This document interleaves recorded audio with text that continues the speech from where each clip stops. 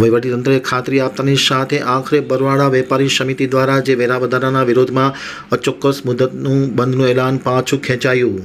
બરવાડાથી ચિંતન વાગડિયાનો એક વિસ્તૃત અહેવાલ। બરવાડા શહેરમાં વેરા વધારાની વિરોધનો મામલો આખરે થાળે પડ્યો છે। વેરા વધારાના વિરોધના મામલે વહીવટીતંત્રના આશ્વાસનથી આ વિરોધ સમેટાયો હતો અને આજથી બજાર રાબેતા મુજબ શરૂ થઈ ગઈ હતી।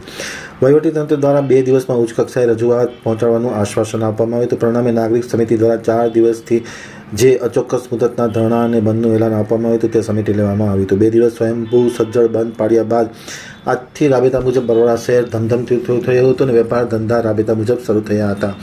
નાગરિક સમિતિ અને વેપારીઓ દ્વારા મીટિંગ કરી હાલ 2 દિવસ રાબેતા મુજબ શરૂ કરવાનો સર્વાનુમતે નિર્ણય લેવામાં આવ્યો છે।